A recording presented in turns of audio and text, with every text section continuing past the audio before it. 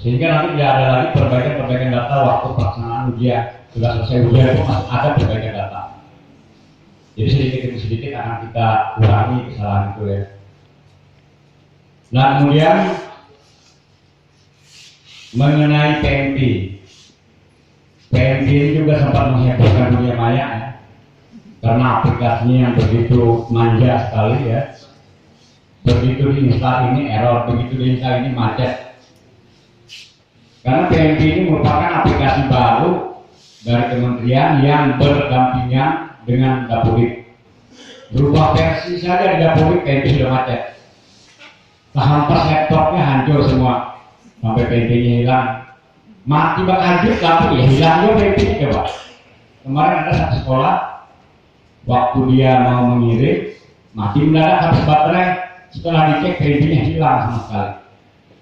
Sampai kalender, terus sampai sore kemarin perbaiki juga nggak bisa. Tapi masih belum menyerah, hari ini mau diselesaikan.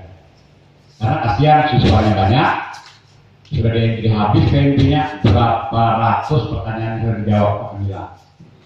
Oke ya. Untuk responden PMP yang punya grup atau punya akun di Facebook itu, buka di akun saya. Saya ada posting di sana berapa responden SMP, gurunya berapa, lihat kan. Jadi masalah PMP ini kabarnya itu dari sini ke sini itu beda-beda. Jadi jawabannya tidak jelas, warnanya abu-abu. Malahan dari yang mengikuti pelatihan di Palangkaraya pun datang ke Kapuas beda.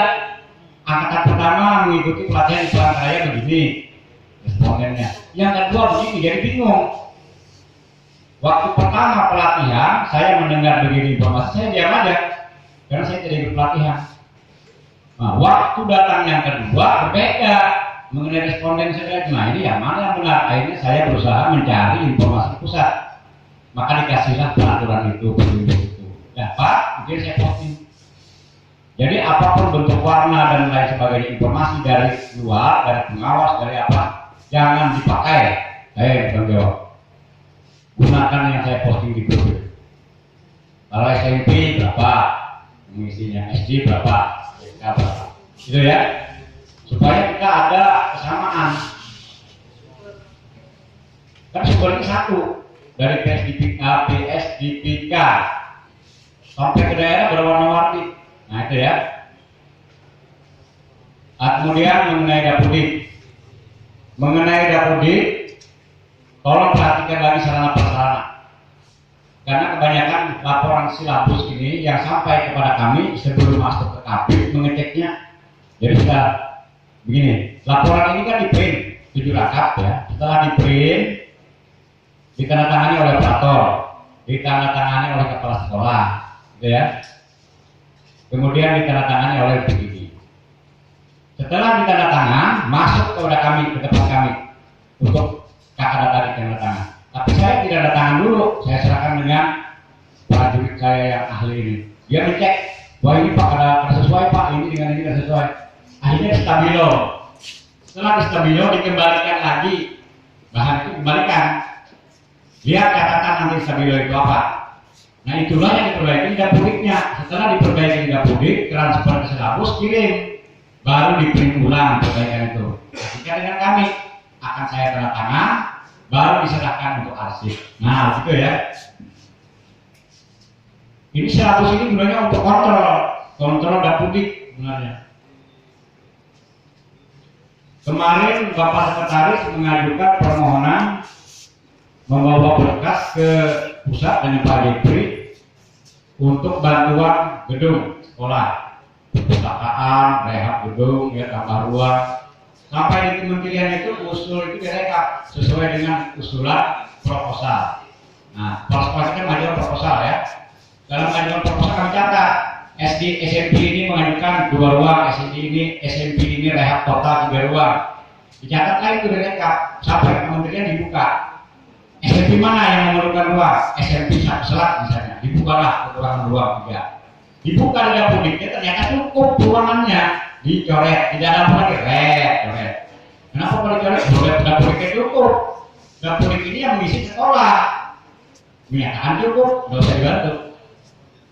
Tapi apatah lagi ada SD yang menyatakan bukan laboratorium. Nah, itu SD. Kemudian kalau ruangan itu rusak, yang memang rusak berat, buatnya persentasenya dari 80 atau 70. Sehingga kelihatan kerusakan di sana. Nah, itu tidak boleh. Ya, tolong dicek pelan-pelan, dicek nanti ya. Kalau tidak sesuai isian datanya, nanti kita mengusulkan ini orangnya disesuaikan dengan politik ada nyambung. Sampai 3 zaman mengusulkan ada berhasil dari zaman Muhammadiyah, zaman Jahiliyah sampai zaman berhadiah ini tidak berhasil. Ya. Kenapa tidak berhasil? Karena kan sesuai datanya. Buya kampus dan musuh ya, ada dapat juga. Amun tidak politiknya ada diganti. Nah, gitu ya. Kemudian hal lain mengenai NUP3 atau kartu. Ini banyak sekali pertanyaan mengenai NUP3 Pak, kayak apa membuat nomor NUP3, bagaimana membuat atau mendaftar sehingga mendapatkan nomor itu. Saya tegaskan, untuk NUP3 baru kami tidak bisa mengusulkan. Yang mengusulkan operator sekolah. Untuk sekolah, bagaimana dengan Anda isikan di Dapodik itu lengkap datanya dari pendidikan SD, SMP, SMA, S1 lengkap semua diisikan. Terutama yang belum honor ya, yang belum punya. Jangan mengisikan cuma S1 saja. Kemarin beberapa orang menghadap saya lihat SD, SMP, SMA-nya tidak ada. Terus riwayat pekerjaan bagi yang fatal. Biasanya riwayat pekerjaan ini yang menyangkut masalah honor, guru honor ini. Tahun kemarin Pak Kabit kalau tidak salah 180-an ya Pak kita dapat, nah itu banyak. 180-an dapat honor dari pusat diambil dari Dapodik 3.600.000 per tahunnya. Lumayan untuk guru honor ya. Itu diambil dari riwayat pekerjaan dengan jumlah jam mengajar. Riwayat pekerjaan misalnya begini, si A mengajar di SMP 1 tahun 2000 misalnya, lama sudah. Begitu dia pindah ke SMP 2 tahun 2015, yang diedikan cuma 2015, masa kerjanya tahun 2000 hilang 10 tahun. 10 tahun hilang ya. Nah hilang. Jadi di riwayat itu diedikan dari dia mengajar di sekolah mana tahun berapa mana saya. Buat lagi yang pertanyaan kedua di mana dia masuk lagi, pindah lagi dia terus diurutkan sehingga masa kerja itu diakumulasi keseluruhan kelihatan berapa jumlahnya. Nah itu. Kemarin di Depak Dalam satu orang yang biasa sudah beberapa kali didapat, tiba-tiba tahun ini tidak dapat. Saya cari penyakitnya ternyata di sana, ya, di dalam entrian masa kerja itu, riwayat pekerjaannya. Jadi tolong dibenahi ya pelan-pelan. Kami tahu yang Anda kejar itu adalah jam mengajar 24 jam. Karena apabila jam itu tidak valid, kelihatan sekali reaksi dan buktinya. Pertama, Anda dimarahi oleh guru yang bersangkutan. Nah, itu reaksi yang pertama. Tapi kalau prasarananya tidak bagus, tidak kelihatan. Paling ya tidak dapat bangunan. Yang misalkan mudah, kabupaten ini diusul sudah pada diberi-beri gitu aja. Tapi kalau 24 jam tidak berhasil, waktu itu juga kelihatan reaksinya. Gurunya marah dengan Anda. Akhirnya mengejar 24 jam yang lain terabaikan. Kemudian tahun berikutnya ya, kami tahu ini dari 2012 sampai sekarang. Lalu diaktifkan lagi mengenai data siswa. Data siswa itu asalnya yang dapat dana bos itu semua siswa yang masuk diberikan gitu. Berapa jumlah siswa? Tahun ini mulai sudah nih. Yang dikasih itu cuma yang memiliki NISN dan masuk rombel. Coba lihat data Anda, lihat data bos Anda. Gitu Pak. Nah itu. Kenapa kurang itu 150 yang dapat cuma 140? Lihat tadi tidak ada NSN-nya itu, yang 10 orang dibuang karena masih belum diakui secara nasional. Nah, jadi asal kayak naik ya, tidak ada NSN, tunjangan bosnya kan tidak akan diberi untuk siswa yang bersangkutan. Kenapa tidak ada NSN? Karena menginputkan secara manual, itu. Karena perbedaan data dari SD SMP. Wajar kalau siswa itu dari MI tidak memiliki NSN, tapi dari SMP, dari SD ya.